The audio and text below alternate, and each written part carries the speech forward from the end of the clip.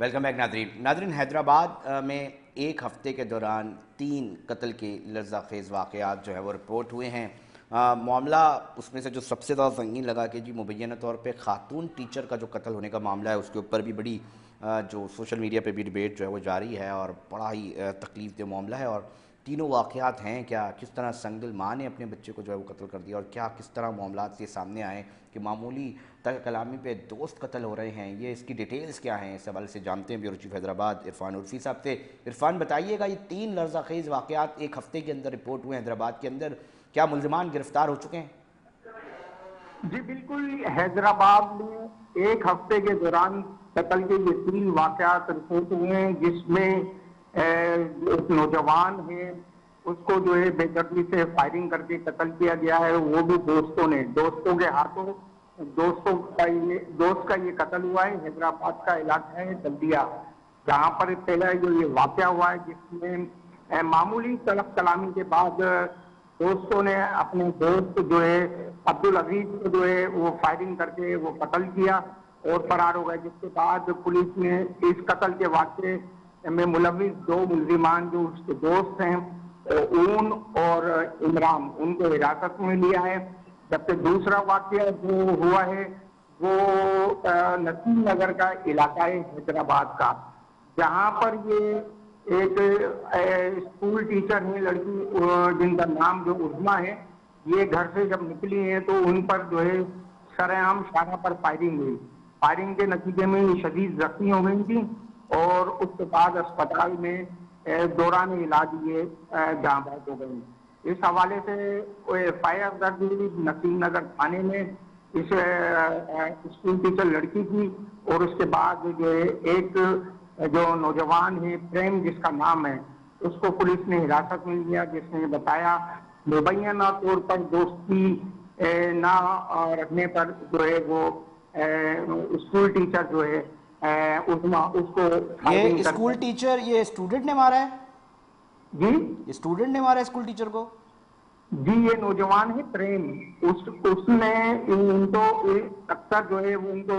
جو ہے وہ تنگ کرتا تھا، اور مبینہ طور پر جو پولیس کے جو ہمارے ذرائع ان کا یہ کہنا ہے کہ وہ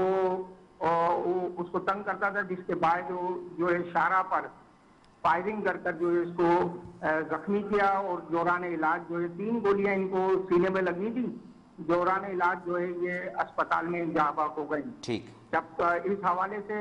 جو پولیس افسران کا کہنا ہے کہ ملزم جو ہے اس کو حراست میں لیا، اس سے اسٹیٹمنٹ لیے، اس کے بعد جو ہے اس کو قانونی کارروائی کے بعد ایف آئی آر اس کے اوپر داخل کی گئی۔ تو میں آپ کو یہ بھی بتاتا چلوں کہ تیسرا جو واقعہ ہے وہ بڑا لرزہ خیز تھا، جس میں ایک سگی ماں نے جس کا نام تنیدہ بتایا جاتا ہے، اس نے چھلگری سے علاقے میں اپنے جو 6 سالہ جو بچہ تھا محمد علی جس کا نام تھا، اس کو جو ہے وہ گلا گھونٹ کر قتل کیا۔ یہ کیونکہ بلائنڈ کیس تھا پولیس کے لیے، حیدرآباد پولیس کے لیے، کہ ایک بچے کا مرڈر ہوا تھا، تو اس کے بعد پولیس نے جو ہے یہ مختلف تحقیقات سے مختلف عرفان عرفی صاحب، اس بچے کی جو ماں یہ سگی ماں ہے اس کی؟ جی بالکل سگی ماں ہیں، بالکل سگی ماں ہیں۔ اگر میں آپ کو تھوڑا سا بیک گراؤنڈ بتاؤں تو یہ جو بچہ ہے وہ جو ہے اپنے اس کی جو والدہ ہے تنبیہ، اس نے جو ہے دوسری شادی کی تھی، پہلے شوہر سے یہ بچہ تھا، یہ بچہ اب تنہا رہ گیا تھا کیونکہ پہلا شوہر اس کو ایکسپٹ نہیں کر رہا تھا،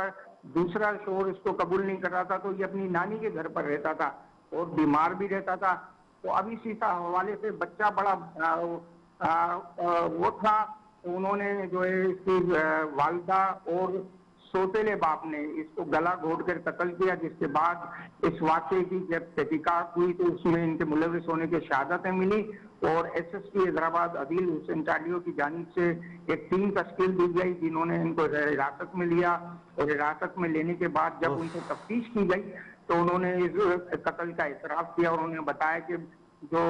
بچہ تھا وہ بیچ میں رکاوٹ تھا، اور وہ کبھی نہ پہلے شوہر اس کو رکھتا تھا نہ دوسرا شوہر رکھتا تھا، نانی کے پاس رہتا تھا، اس وجہ سے انہوں نے پیش میں آ کر اس کو گلا گھونٹ کر قتل کیا۔ اور پوسٹ مارٹم رپورٹ کے مطابق بھی جو پولیس افسران سے میری بات ہوئی ہے، پوسٹ مارٹم رپورٹ کے مطابق بھی